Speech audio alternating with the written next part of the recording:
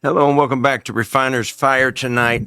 Urgent message. 1 week from today is Election Day, November the 5th. 1 week from today.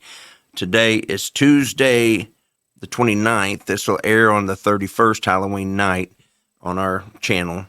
But I feel an urgency to reach out to you, your friends. Push this video. Make this video go viral because lives depend on it. And we're praying that God will use this video. A lot of big decisions on the Scott County, Missouri, which is where we're at. But there's also 10 others. There's 10 states that is voting 1 week from today on different degrees and different measures of whether to preserve life of the unborn or to vote in ways that could open a can of worms for many, many people in the way of children being aborted. And so brought Bruce here with me tonight, my good old buddy, old pal, and I know that you love him. I see your comments, and how you doing, my friend? Doing well. Honor to be here. Privilege. We appreciate it. The Lord bless you. Yeah, bless you. Folks, we're up against the election. As I said, I want to start by kind of going over a little bit of what we're facing here in Scott County, and then I'm going to talk about the other 9 states real quick, because I think that it'll help us when we understand the gravity of this. It's huge. So in Scott County, they've presented something to us. It's really kind of blanket. It's not really giving us very much information. It's just saying that it's to preserve life of the mother, basically, that they're able to abort babies up to the time that they can live outside of the mother's womb, and they can't, suppose, according to this, they can't abort a child after after the baby's able to live without its mother. It's called fetal viability. They're saying on this, Bruce, that it won't cost the taxpayers a single penny.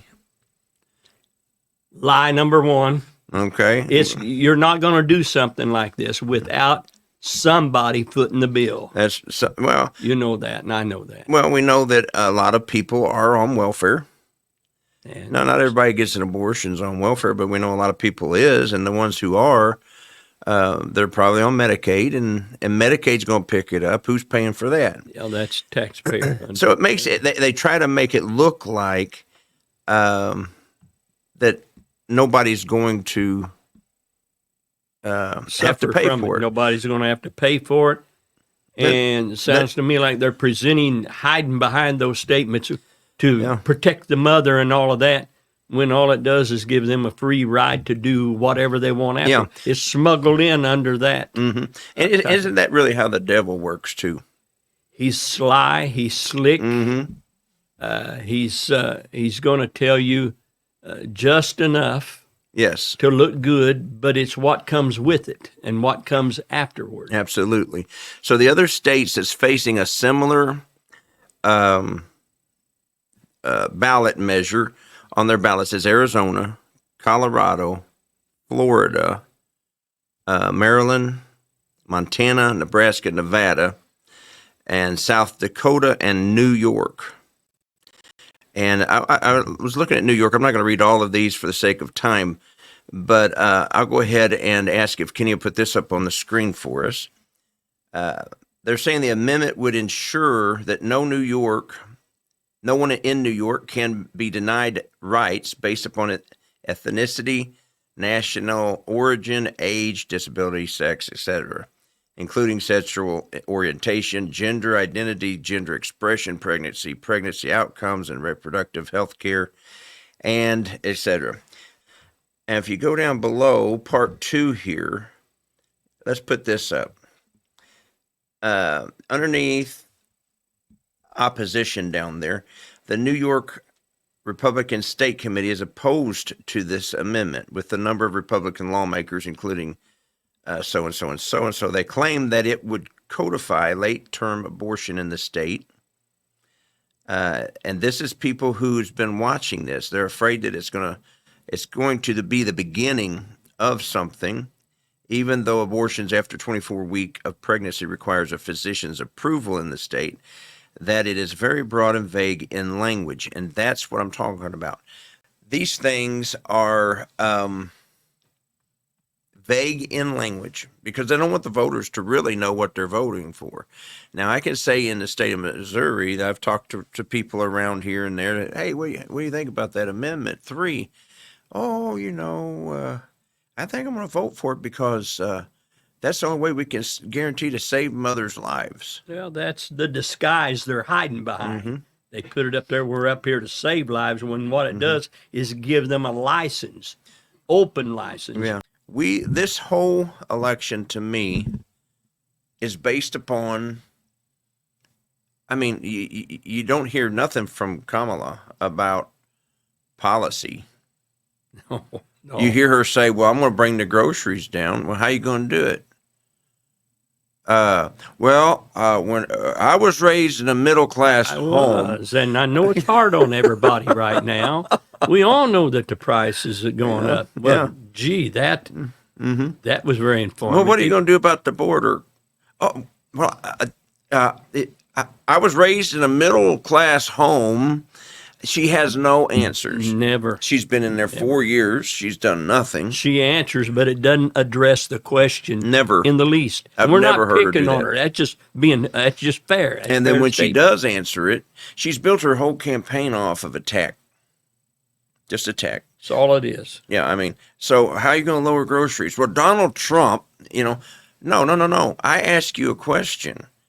Well, Donald Trump, no. And that's how she's built her whole campaign. So if you look at these, you can pull up these states individually. One of them just flat said, let me see if it was Arizona. Oh, I bet it's Colorado. I bet you it's Colorado because Colorado's liberal. 2024 Amendment 79 is a proposed constitutional amendment that will appear on the ballot. If passed, the amendment would establish the right to abortion throughout all stages of pregnancy. There you are. It couldn't be plainer. That's the intention, right? That's yeah. what we're wanting to get to. They're just brave enough to word it. Yeah, they'll word it, and the others will disguise it in all this language about the health of a mother, and we're concerned about your safety. And what it gets down to is they're saying all that to look real good, when actually what they're wanting to get to is the right to just abort anything they want to. Yeah. So I know people watch us from Florida. We got a very nice letter in the mail this week from somebody from Florida that's watching us. So Florida, you need to look at your amendment. You need to look at your ballot for your county before the 5th of November, 1 week from you'll view this on Thursday. So it'd be less than a week, 5 days when you see this video. Do your homework, Christians in Arizona. Do your homework, Christians in Colorado, Florida, Montana, Maryland, Nebraska, Nevada, and New York and South Dakota. These are all going to be, this is the beginning. They're going to be passing this plate to all the states. They want the states now to make their decisions. And I don't have a problem with the people making the decisions and taking away from the federal government. I think that's a good thing. But word it the way it actually means. Right. Let us know what we're really voting on. Don't tell me we're just, if all it was in Missouri is to save the mother's life, then say that. We're voting to allow abortion for the sake of saving the mother's life. Yes or no? Well, one of the names that's huge in the politics this year, if you listen to some of the speeches, especially from Kamala's vice president, they talk about this Amber Thurman. And so listen to her story. 2 years ago, 28-year-old Amber Nicole Thurman, a medical assistant and a single mother to a 6-year-old boy, found out she was pregnant. Amber had just secured her own apartment and was thinking about going to nursing school. She made the decision to terminate her pregnancy. A strict abortion ban had recently taken place in her home state of Georgia, which caused Amber to travel to North Carolina for the procedure. Traffic made her miss the appointment, so the clinic gave her medication, what are known as abortion pills. Once back home, Amber experienced profuse bleeding, vomiting, severe pain. She eventually passed out. Her boyfriend called for an ambulance. At the Georgia hospital, Amber's condition deteriorated quickly. In a rare occurrence, it was discovered her body had not expelled all the fetal tissue and an infection was spreading. Official Georgia State medical expert analysis of her case says Amber should have received a life-saving D&C, but doctors waited 20 hours before deciding to take her to surgery. Amber's blood pressure had taken a dive. Her organs had started failing. In the operating room, her heart stopped. On the way to surgery, Amber's last words to her mother were, "Promise me you'll take care of my son." It's a terrible story. Wow. Okay, it's a terrible story. But let's cover a few things here.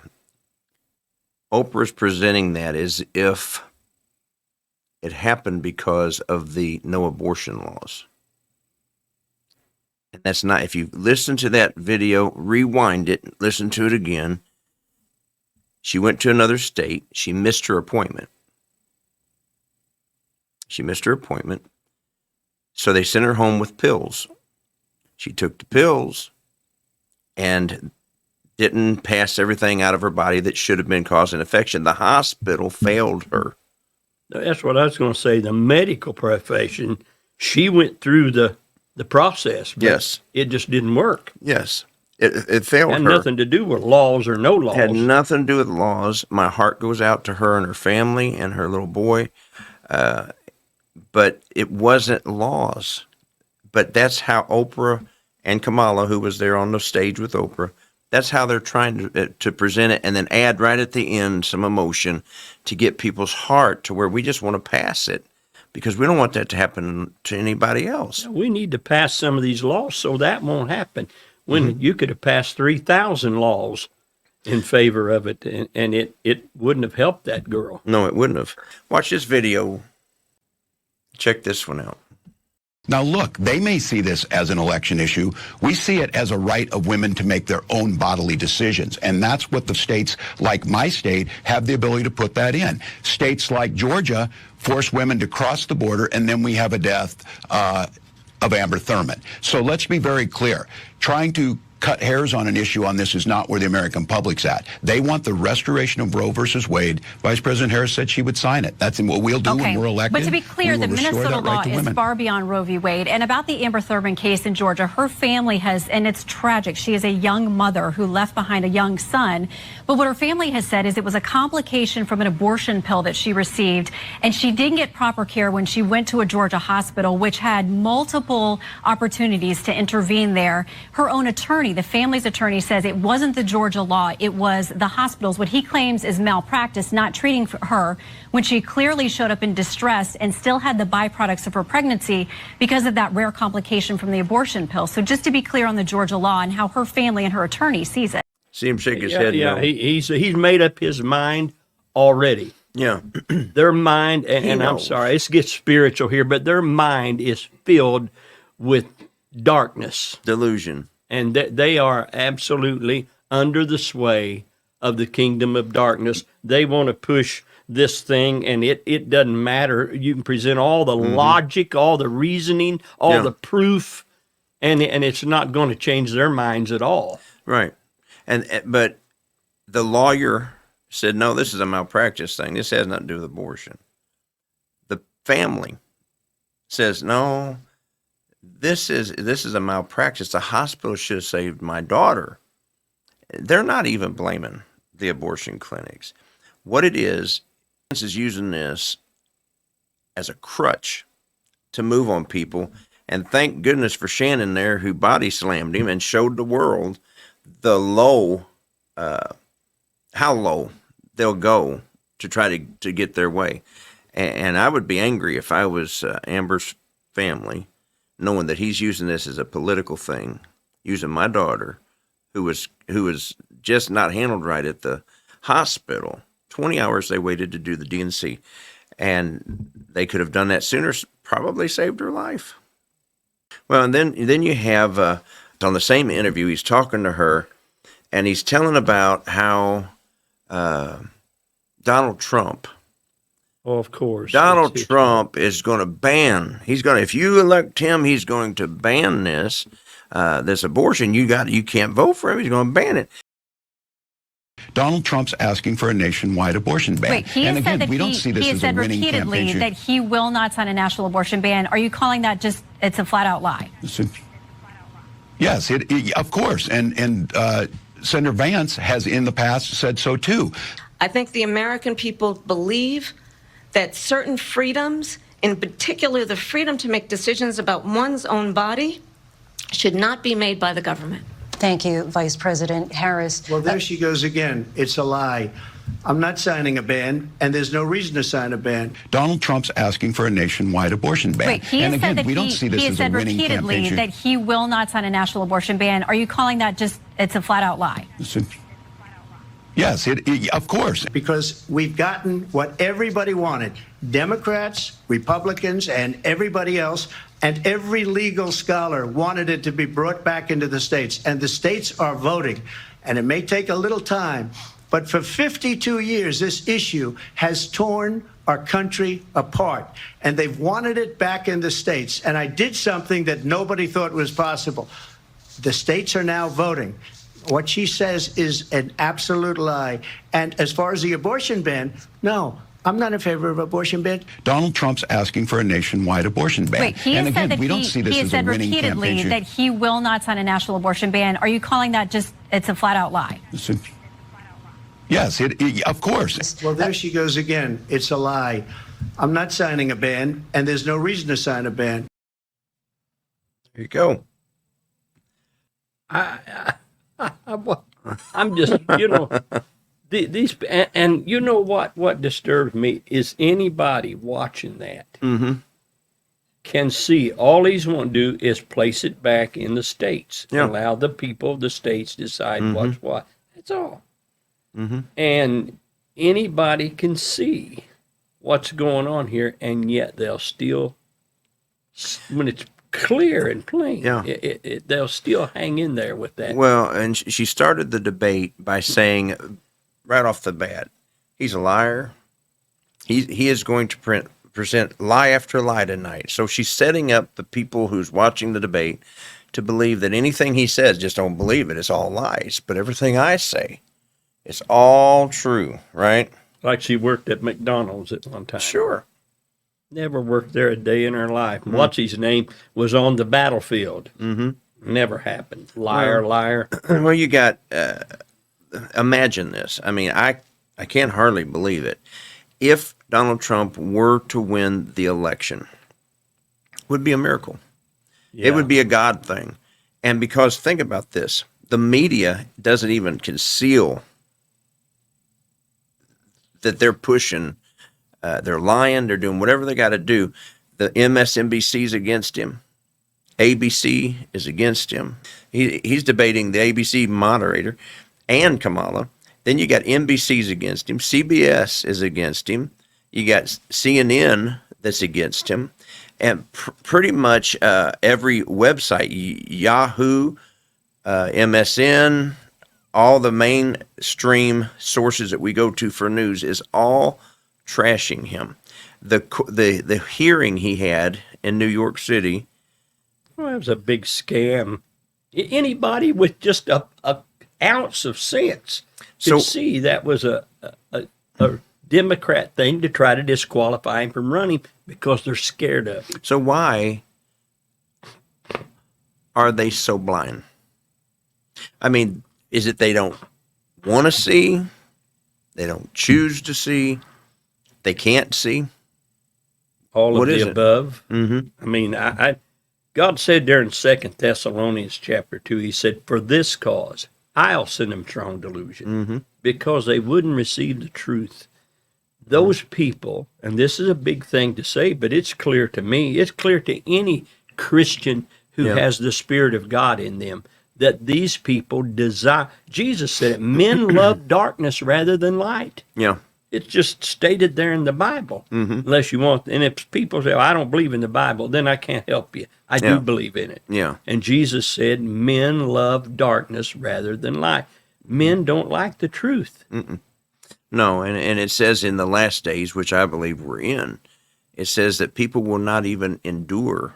Won't endure sound doctrine. Clear, doctrine. Plain reasoning in your and logic face, makes perfect sense. They won't endure it. The truth staring you right, bigger than life. Yeah. And no, that's just not the way it is. I was talking to a lady the other day, and she said that, she's going to vote for this Amendment 3 here in Missouri because a woman should have control of their own bodies. Yeah, I agree. And I say, well, I think we ought to all have control over our own bodies. I don't want nobody telling me I can't eat a cheeseburger if I want her some French fries. Well, yeah, me, I watch out for you. But, my point is you have a woman fighting for her life, the baby. Who's looking out for this life? Well, they're saying it's not a life, it's a fetus. In one video, I'm going to play it here in just a second, they're not even allowed to call it a baby.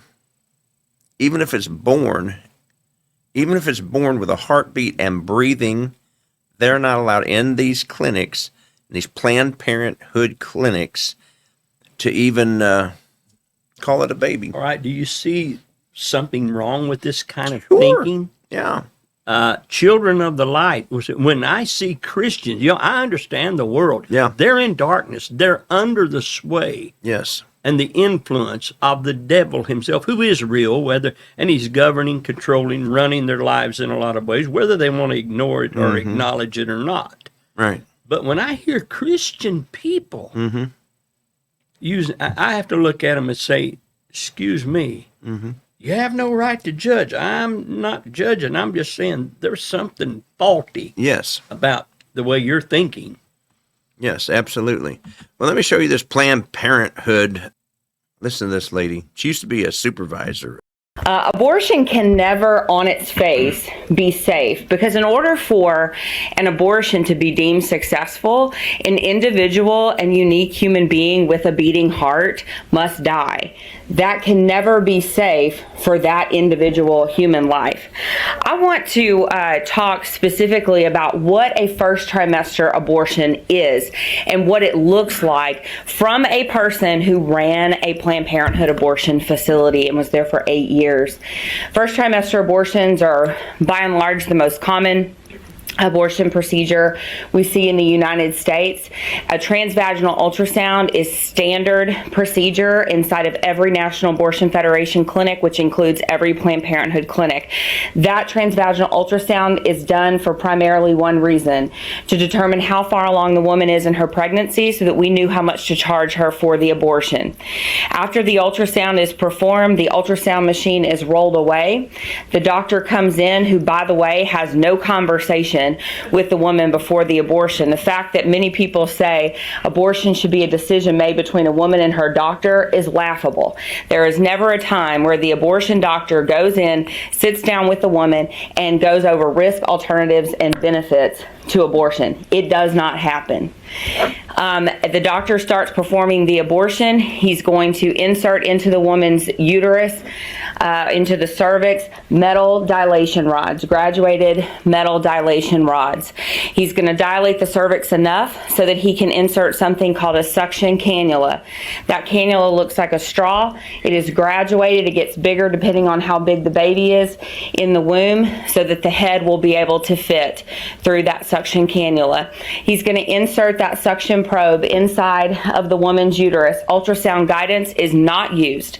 That is not the standard protocol inside of National Abortion Federation or Planned Parenthood clinics. He's going to take that probe and he's going to blindly poke around inside the woman's uterus until he thinks he has enough blood and tissue in a glass jar. That glass jar is going to go into a lab called the POC lab. POC in the medical community stands for products of conception. The products of conception is, of course, the baby. But you can't say baby inside of the abortion clinic. So we said POC or POC, or if the staff was feeling funny, they would say that it stood for parts of children. After all the parts were accounted for, the POC lab technician would dump everything out into a glass baking dish that sat on top of an X-ray light box, and she would reassemble the parts of the baby. Please understand me, I'm talking about first trimester trimester abortion. Yes, there are parts. Yes, they must be reassembled. The baby is fully formed. Every internal organ is formed by 12 weeks gestation. So yes, there are parts, even earlier than 12 weeks. Once all of the parts are reassembled, that POC tech will take everything, dump it into a red biohazard Ziploc sort of bag, and those bags will go into a freezer in the POC lab that the staff jokingly called the nursery. And once a week, a biohazard medical waste company like Stericycle will come into the facility, and they will pick up all the red bags of babies where they are taken to their facility to be incinerated. That's if the abortion facility decides they don't want to just put them in their industrial size garbage disposal and grind them up and put them into the water waste treatment facilities. Friends who's watching this video today, this is urgent. I mean, this is urgent. We are 1 week away from a very important decision in our nation. This is an opportunity. I've heard stories of people who their car ran down into a ditch, or there was a car accident, the car caught on fire. Someone came and they were the hero and ripped them out of the car just before it exploded, or went down into the water and saved a mama and her children from drowning. That is saving lives. They're heroes. This is a chance that we get to be heroes a week from today, on the 5th of November, where we can, with the stroke of a pencil, we can save lives, real lives, and keep these babies from having to go and endure these kind of sufferings. They allow it to happen. And I want to show you, remember Amber Thurman a while ago? She died a terrible death from the effects of that abortion. But there's another lady, I want to show you this video. And at the beginning, I want you to note, she said in something to the effect, in another one of my abortions. In other words, this is a routine birth control method for her, was. And she complains about the same symptoms of Amber Thurman. And I want you to catch what she says, because I think this is really key to where we're at today, Daryl. The last abortion that I had, I actually saw the baby come out. This one was the medical abortion. Oh. We go to this Planned Parenthood. A guy doctor comes in. He's like, here's the pill. Take the pill. And I'm so scared. So I'm looking at him. He's like, come on. And the doctor's like, take the pill. And I'm looking at him. He's like, what are you waiting for? The doctor's like, the pill's right here. And I'm just like, so much pressure, gave in, put this dumb pill in my mouth. They give me the 4 pills to take home. I sit down on the couch. All of a sudden, I feel like this pain. And I go to the bathroom, and I literally delivered a baby. The baby was like this big. I saw the little tiny limbs, little arm, little everything. And the baby's heart was still beating. And it starts to go slower and slower and slower until the baby passes away. And after that precious life was lost, I almost lost my own life, because that abortion didn't go the way Planned Parenthood wanted it to be. They make you sign a waiver that if you happen to die, they are not held liable. I remember calling them, and I'm like, I am bleeding uncontrollably. It's been months already. And they're like, it's fine. You're going to be bleeding. You're going to be bleeding. I'm like, something is wrong. The bed soaked in blood. And I started getting a fever, and I go to the hospital. I had to pee in a cup, and my urine was all like purple. And they did an emergency surgery. What happened was, when I delivered the baby, the placenta and everything else stayed inside, and it was rotting. And my uterus stayed open. So I had an infection. It was going through my bloodstream. The nurse said that had I not come in within those hours in that morning, she's like, you would have died. So it's the same story that Amber Thurman had. Brother Bruce, what does the Bible, how should Christians really process this? Because we have churches on almost every corner in America. We've got Christian television. We've got all this church on Sundays, Sunday school. But yet I think a lot of the church people are not, I think their priorities are messed up. How should a Christian view this? Well, I can't tell other Christians what to do, but at the same time, it's clear, thou shalt not kill. Mm-hmm. You see, there is a life inside of a woman. Yes. It moves. It sucks its thumb. It has a heartbeat. It feels.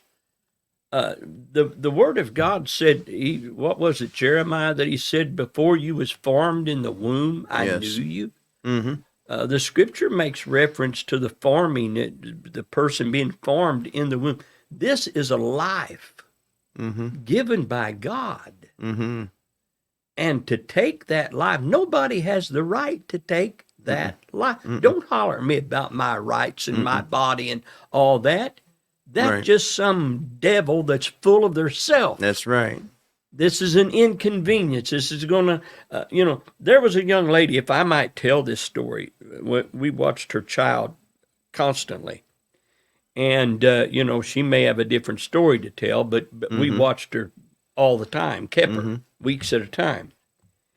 And she come in, I don't remember what brought the subject up, but she said, and the baby, a pretty girl, was born and was there, a beautiful child. We loved her like our own, had feelings. I'm sorry I got that involved, but she was there all the time.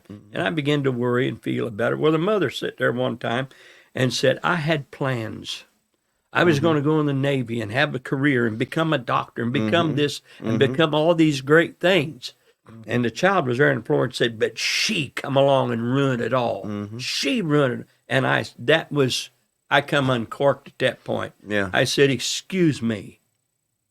And that was when I was real blunt. I don't guess I ought to say it here, but I told her, I said, you had a right to keep your clothes on and stay out of the bed with a young man. You had that. You could have done that and prevented this. Yes. Don't blame that child for something you did. Yeah. Don't blame it for you and what you were doing. You were allowing your lust to run wild. You were engaging in sexual activities, pleasing yourself. Well, surprise, it produced a child. And how must a child feel? In fact, I've got a figure. Yeah. How must a child feel to know that my mom didn't want me? Didn't want me. My mom told me I'm an inconvenience. My mom told me that I was an accident. And that I just ruined her chances at life. My Lord, can you imagine the emotional trauma, the mental anguish and things that kids grow up with? Yeah. That hear all of this and I don't know, and how they can do it without a conscience, without it. I want to say, do you sleep well at night? I couldn't. And the world has become an evil place. Right. And sin is legalized. Murder is legalized. It's justified by all these fast-talking, educated politicians and leaders, lobbyists, etc. Yeah. It's legalized. You're told, and minds are fed with all of that stuff till we become convinced it's the right thing to do. It's normal. Yeah. And the key thing that I think we need to pick up on is how slight. No, I understand when you watch these videos. Oh, you get, it's hard to take. And I'm not, let me just say this, I'm not down, I'm not judging on women who's had abortions. I'm not judging on women who will have abortions. I love people. The Lord loves you. But the thing is, your eyes need to be open to how sly the enemy is. The devil, he never comes right out and shows you when you take the first drink of alcohol that 15 years from now you're going to be behind bars in prison because of a drunk driving accident where you killed a whole family on the interstate. He doesn't show you when you take the first hit or the first pill or the first whatever it is that you're going to be bound for a lifetime to drug addiction and horrible divorces and can't hold relations and in and out of jail and this and that. The enemy doesn't show you that.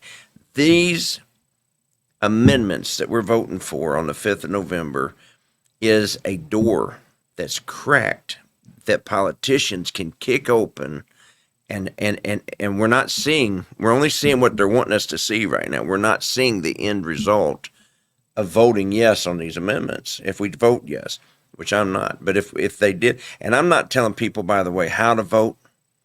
I'm telling you how I've got to vote as a born again, blood bought, spirit filled Christian, God fearing Christian. I cannot, with clear conscience, vote for this amendment. I just can't do it. And to make sure they understand the amendment, what it's truly saying. Yeah, and they need to do their own homework. I have. And but I would have voted the same way if I hadn't have, to be honest with you, because I think that it's just, as a born again Christian, I don't vote Republican, Democratic, Independent. I vote that book, the Word of God. I vote that. And when it comes to certain leaders, I'll throw this in here. I'm not voting trying to find somebody that's the greatest spiritual example of godly living, because our government's just full of vile individuals, Right. in my opinion. Mm-hmm. But what you are going to do is you ask yourself, who is more capable of running the country? Mm-hmm.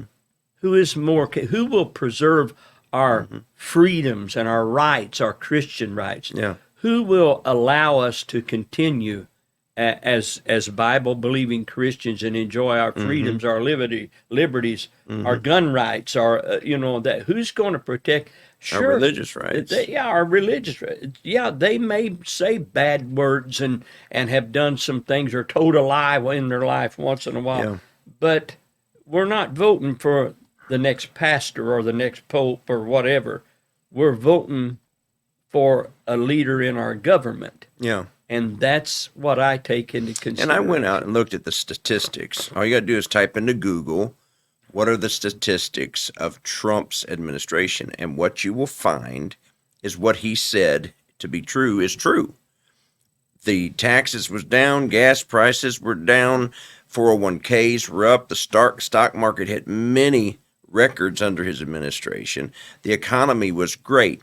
Now, the Democrats come in behind him and say, we inherited a mess from you. Hold the phone. Why did you inherit a mess from me? Because right toward the end of his administration, COVID introduces itself miraculously, and everything he had done for those 3.5 years went down the toilet in the last 6 or 8 months of his administration because of COVID. He had no control over that. And there was nothing he could have done. But if you look at his actual record, it was awesome. Yeah. Now, we have had Biden and Kamala in there for 3.5, almost 4 years. 4 years. What's the record? The record is I can't go to the grocery store without using my credit card anymore. Right. The record is we've got millions of people coming over from other countries. Read a story on, believe it or not, on Yahoo News today about a gentleman who came in. A woman called 911 to order a pizza because she couldn't say, I'm fixing to be assaulted by this man. So she's ordering a pizza. They tracked her phone. Who was it? It was an illegal alien that made its way over here that was fixing to rape and kill her when they finally found her and arrested the man. Does it happen? Yeah, it happens. Of course, they want Donald Trump to look like he's a weirdo, because he's just heartless. He doesn't want these people over here.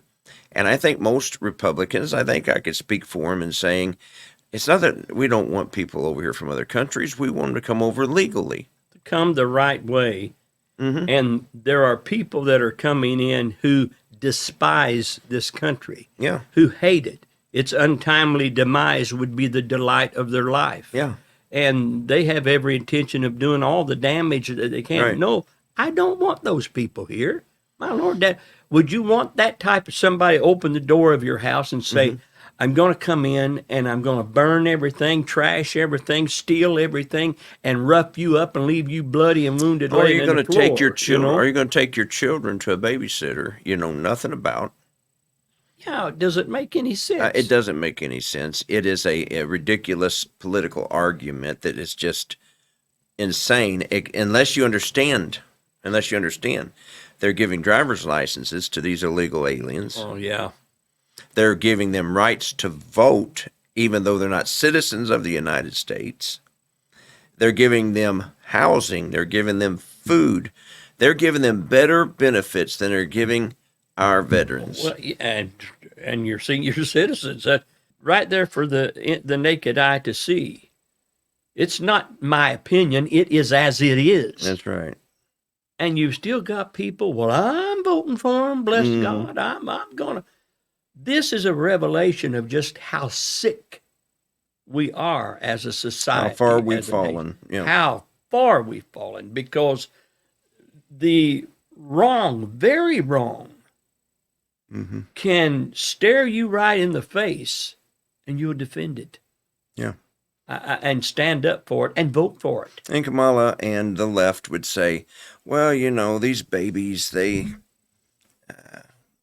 it goes through the first trimester, and once they become feasibly viable, where they can live outside of the mother, then, you know, we won't abort them. Well, there's a whole history of where we have, and I'm going to play you a video right now to show you a sad case where the baby survived the abortion. President Trump, during that debate, talked about children that are aborted way in the 8th and 9th month, and then some even after, and mentioned that, to which the ABC News moderator, Lindsay Davis, responded, there is no state in the country where it's legal to kill a baby after it's born, and then immediately turned to Vice President Harris. There is no state in this country where it is legal to kill a baby after it's born. Where literally she jumped in to be able to debate the president and to try to quote unquote correct him. The problem is there was no one to be able to moderate her in that debate and make the simple statement, there are not only states in America where that can happen, there are states in America where that does happen. In this simple map of the United States, this lists out the states where there are strong protections for a child after birth. Now, this is not an abortion. This is a botched abortion that has occurred. This is a woman went in with the intent of having an abortion, late term. The child was fully delivered. And in medical practice, in many of these states that are listed here, the child is fully delivered during the abortion. And if the child cries, breathes, the practice is to back away and to allow the child to slowly die on the table, because the intent was an abortion. And so everyone just steps back in the facility and watches the child die on the table, however long that takes. Now, before people say that doesn't occur, 8 states have a requirement that in an abortion, if it's botched and the child's actually fully delivered and they're still alive, they have to report it. And in 8 states, only those 8 that actually do that, there were 277 cases of that. Let me give you an example. This was several years ago. She's now a beautiful young woman now. A young woman named Melissa Oden, she actually didn't know until she was an adult that she was actually the product of a botched abortion. Her mom had been compelled to have an abortion, was a teenager, had been compelled to have an abortion by some family members around her. She didn't want to do it, but she did. It was a late-term abortion. She went in to have the abortion, had the abortion, and after the abortion was over, one of the nurses, looking through the quote-unquote medical waste that was there on the table, saw the young girl crying. She scooped up the infant, took the infant on her own to an emergency room. The emergency room said, there's no way she'll have a full, meaningful life. But they took care of her because she's in the emergency room. And I know Melissa Oden. She's a remarkable lady. I should have been delivered dead, and instead I was actually born alive.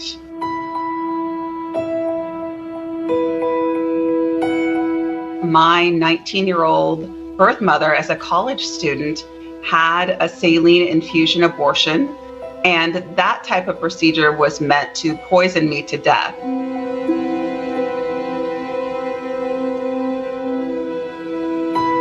Ultimately, a nurse rushed me off to the neonatal intensive care unit, where medical care ultimately sustained my life.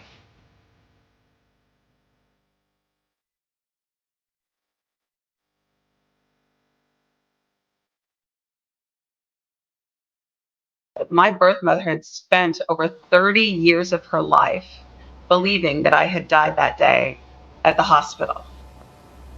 She was not told that I survived. It was kept a secret from her. I was placed for adoption without her ever knowing. She never knew if it was a little boy or a little girl she had delivered in that abortion.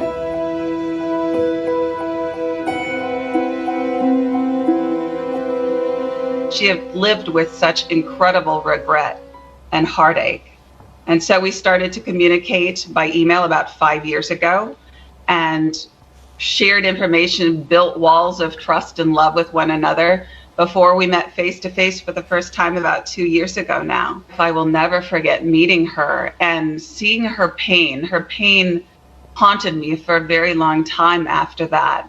But now I get to also experience her joy. Rightly mentioned, nowhere in America is a woman carrying a pregnancy to term and asking for an abortion. That is not happening. It's insulting to the women of America. It bothers me to see that this country has come to a place that they can listen to that woman right there say that and go out and vote for that and think she's the great. How sick are we? How our thinking has it been so affected? You and I were discussing this scripture beforehand. Number one, if there are those that don't believe in the Bible, well, that's their problem. But I want to present this. The Bible tells us that all things that were written before time, we don't have time to look all these up, but it says this. I can produce this. Anybody wants it, we'll tell them where it's at. All things that were written before time were written for our learning. All things happen that we can see how God deals. Now, in the scriptures, Israel was his covenant people, his chosen nation. Yes. That he chose, delivered them from Egypt, brought them out, made a great nation, give them his law, his commandments, and so on and so forth, how to conduct themselves for their spiritual and to the civil part of it, how to set laws and all like that. Well, this country, and he told them, I'll be your God as long as you listen. And they made an agreement there at Mount Sinai, said, all that you have spoken we'll do. Right. And the covenant was sprinkled with blood, and that was it. Well, they became bad. There's one scripture that said they became worse than the heathen nations around him that God had drove out. Right. Now, one king by the name of Manasseh, and he's not the only one, incidentally. You preached on this just this Sunday. They would go to the Valley of Hinnom and other places, I'm sure, but they would offer their children up in the fire. They would sacrifice that to this wood or stone god, whatever it was made out of, that couldn't even speak or do a thing for them. Right. Now, how blind, how insane. And it had got to a place here in 2 Kings 21, verse 16, it says, moreover, Manasseh shed innocent blood very much. These babies are innocent. They've done nothing to no one. Right. They can't stand up and defend themselves. No, they can't. You'd almost want to take an adult and say, what if we could shrink you back up and put you back in your mother's womb? Would you be so quick to vote for these damnable laws that you're hatching up? Right. And people that support them. He said that he shed innocent blood very much till he had filled Jerusalem from one end to another, beside his sin wherewith he made Judah to sin in doing that which was evil in the sight of the Lord. What happened was God eventually, he just couldn't stand by and take any more. That's right. So he passed judgment on them.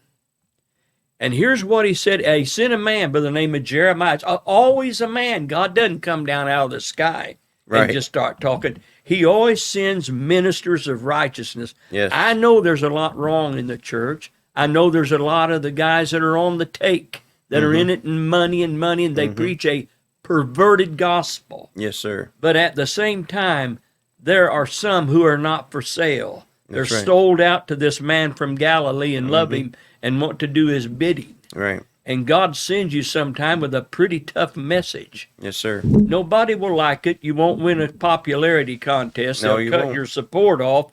You preach on their sin, and they will cut your support off. But at the same time, God sees it and understands. And Israel had got to the place where he said, that's it. He sends Jeremiah. Other prophets had went. Many of them had come. But Jeremiah finally said, this is it. I'm sorry, it has reached a point that God can no longer tolerate this mess. In fact, God tells them in Jeremiah 7 and verse 16, he said, therefore, pray not for this people, neither lift up cry nor prayer for them, neither make intercession to me, for I will not hear thee. Right. I'm sorry. It has reached a place, he says, that I'm going to do something, and you just as well not pray. This is a hard message for, and people have told me, but Brother Bruce, you have to understand that was the Old Testament. Right. God was a hateful man back then. Right. Well, if you'll study your scriptures, the Old Testament declares God to be full of mercy. He had more mercy and long suffering. He tolerated this for years and generation after generation. They're going astray. And when they did, they just didn't go out and drank a little booze, party, or cheat on their wife. No, they engaged in certain heathen practices that filled the land with the blood of the innocent. That's right. And it got to a place where he said, I can't take this no more. He passed judgment, and when he does that, he said, your prayers will do no good. Yeah. I've made up my mind. Now, I don't know where that line is. I can't declare it. We've got the big prophets that are prophesying revival's going to hit. There's going to be a chicken in every pot, Cadillac in every garage. There you go. God's going to move into schools and pocket full of money. I'm telling you, just the conversions. God's fixing to take over the whole 9 yards. I don't agree with their prophecies. I think it's fake, phony, and false. Yeah. But that's just my belief. I look to what God did and how he responded in the scriptures. Yes, sir. I don't know where that line is, but I have to ask myself seriously, if this country keeps embracing evil like this, if it continues to say, I don't care if it makes sense, I don't want to hear the truth, I don't care if it does mutilate little baby and do these horrible, barbaric, disgusting things with little lives like we've just seen, and there's more. You could dig up all doctors' testimonies who were once abortionist doctors, explain how they put clamps up in there and rip and tear the baby apart. I don't know how much more of this God will take, but I get the feeling that if people keep desiring evil, God will say, okay, well, and I'm going to give you what comes with it. If we look back, God had enough of evil in the land, and he told Noah to build an ark. Then some time passes, and in the Old Testament, God was more of a God of judgment, and we would see many times in the Old Testament where God would draw the line in the sand and say, whip, he'd crack the whip. He's a God of grace. This is what people need to understand. He's a God full of grace. He's a God full of mercy. He's a God full of love. But when God gets his fill, he will draw a line. And right now we are living under an era of grace. I grant that. But he's not going to turn his face from the stuff that is going on in this world. Abortion aside, we've got a whole laundry list of evil in this day. And you've heard it a million times that he would owe Sodom and Gomorrah an apology, but I don't think God's going to apologize for anything. No, he's not going to. He's always right. But as it was in the days of Noah, as it was in the days of Sodom and Gomorrah, that is what we're seeing today. Now, I believe the Lord's going to come back, and probably soon, but I want to stand before him, Bruce, with my hands clean and knowing that everything that I could do right, I did it. Yeah, because I'm going to stand before him. I'm going to look him. I doubt I'll be able to stand. I think I'm going to fall to my knees. Anyone would, yes. And I'm going to behold his glory. And I know that everything I've done, every thought I've had, every dirty deed that I thought was secret and hid will be revealed on that day. And we've got to know as born-again Christians, if we're going to wear that precious name Christian over our head, then we need to live up to it. The world's watching us, and they need us to be that. You need to stand for that which is right, no matter the cost. That's now, let right. me give one more word on God. One person told me, said, Brother Bruce, God did those things in the Old Testament. He don't do them in the New Testament. I said, you need to tell Ananias and Sapphira that. That's right. They were struck down. And the other guy who was it, Elymas the sorcerer, trying to turn the deputy aside, and Paul said, "You child of the devil." He said, "You're going to go blind. I've had enough of you." Right. There is just times, and who was it? Was it Herod that got up and made a speech, and they said it's the voice of a God or an angel, whatever, and he didn't give God the glory. And the Bible said an angel of God smote him with worms. There you go. That was New Testament, and so. Yeah, I don't know how much more he will tolerate. We're so used to seeing his grace that we've never had to look at his wrath. Oh, I'm his grace. He should have thrown me into hell, which incidentally, the lake of fire, the Bible says that's where the fearful, the unbelieving, the whoremonger, those who reject the ways of God, they're going to go there. How does that? He's a nice guy. He won't hurt you. Right. Just cast you into the lake of fire. That's all. Right. I'm sorry. There's another side of God where you just said it when he says that's enough. Yeah. I mean, I don't know how. There's another. Let me just. You can do what you want to do with this.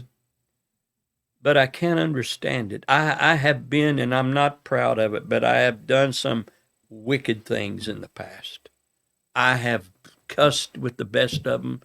I've drank and disregarded God, but I always would be careful what I said because I know that he was there to be feared. But never in my worst drugged, drunken state of mind did I want to kill an unborn baby. Never entered my mind. Never did I want to have relations with a child. I couldn't stand by and watch you rip a child from its parents, them wondering where it went to, the child wondering where's mom and daddy, all of a sudden surrounded by vile, evil men that said, you'll do what we say, and then be sold for old men or young men or whoever to do with them whatever they want. Right. This is, and slave trafficking and child sale. I mean, we go out, we tell our kid, very protective. Don't let them out of your sight. Don't let her away, because that's big money to some people, and they'll take the risk. They've even done it in Walmart stores. It's crazy. And how much more of that, and how much more with all of this going on, all of the perversion, and our land filled with the blood of the innocent. Millions. Millions. I forget how many millions of 60 children. 60 million, is it? Or 62, something like that? 64, something like that. And the Christian church, some of them justify it. Some of them sci-fog and, we got to love the sinner but hate the sin. Right. I don't, all these statements has just got compromise written all over it from one end to the next. Yeah. When will God say, now you guys that supported all of this, that took a lame stand and a weak stand against it, and told everybody I'm heading out on the first load, praise God, aren't you going to be fooled? Right. When you don't go nowhere except into the lap of the man of sin. Right. Some people don't like me. I'm pretty direct, as you know, when I preach, and when what I believe, and what I believe, I want to fight for it and defend it and stand up for it. And those viewers who are watching right now, some of those perhaps have had abortion. Some of them. Yeah, I'm not here to condemn them We're not condemning at all. In fact, our heart goes out to you. Most likely, they say a lot of these mothers can't live with their decision they made, and they're just so hurt from what they've done. And there is forgiveness. There is. There is reconciliation to God. There is mercy to be had. It's not the unpardonable sin. No, it's and not. And God will save you. He'll reach down in love, kiss all the hurt away, but you'll stop doing that. Yeah, Bruce and I, watching these videos, folks, it's hard, and we get passionate. As you can see, we're passionate. I'm sorry. We get passionate, both of us, because we love people and we love God and we want to do what's right. And we feel so urgent for our life. You vote how you want to vote. But for me, I know how I'm voting. I'm voting for that book right there. I don't care if Kamala was saying what Trump is saying, I'd vote for Kamala. Yeah, It's just that in this case, there's nothing more important than preserving more lives than what we've seen. These millions of babies. It's a sad thing, Bruce. And I'm gonna close the podcast with one more video I want you to see. But I want to say this to you: if you're watching this video, share it. Please share it. We only have 5 days to get this message out to every believer. Message everybody you know. Share it with everybody you know. Get this in the hands of anybody. If you have to burn it off on a thumb drive and get it to your whole co-workers and everybody else, they need to see this video. We're not judging. We're not angry. We're passionate about what we're seeing. We're passionate about what we're talking about. But we love people, and let's just do what we know to do is right, as much as is in us to do that. Any closing words, friend? No, I just just basically what you, and here's it's this is not limited to just an attempt to get people to vote the way we see certain things. No, in fact, I'm not even trying to talk them into it. I'm not trying to talk nobody into it. What I am saying, Christian friends who claim the name of Christ, don't you realize that for your own sake, you need to stand against evil. Yes. You need to, and you cannot sit here and sing Amazing Grace, when we all get to heaven, and vote for murder. Mm-hmm. That's right. It's not going to work. You're going to stand before God, and he's going to go, Yeah. No, I'm afraid not. So we're trying to reach that element of people to tell them, for the sake of your own soul, straighten up. We're trying to reach a part of us that's been forgotten about. Way down deep where we had compassion. Way down deep when Americans felt pain and sorrow and pity on people who were hurt. If you took a mama, let's say mama got out of the hospital, daddy pulls up in the circle at the hospital, they wheel her out, she's holding her precious baby, they help her into the car, they put the baby in the car seat, and they drive 3 miles and get into a terrible car accident. And let's use this scenario again, that the car caught on fire, and you run in there, Bruce, and you save that baby. You're going to be on every television channel around of your heroic acts, because that baby happened to survive to be born and is only hours old. But it's a human being, and you're a hero. But if under these laws they get what they want, eventually that baby will be able to be executed after birth for the sake of convenience. And for the sake of convenience. To stand for that? Real Christians will not stand for that. Real one won't, yeah. No, real Christians won't.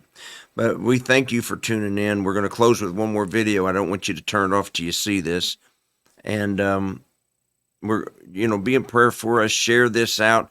And let everybody know. And we're praying that God will bless America one more time.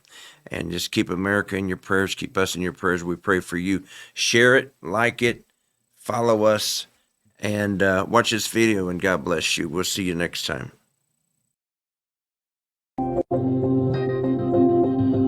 My name is Dr. Anthony Levatino. I'm a practicing obstetrician gynecologist, and I've performed over 1,200 abortions.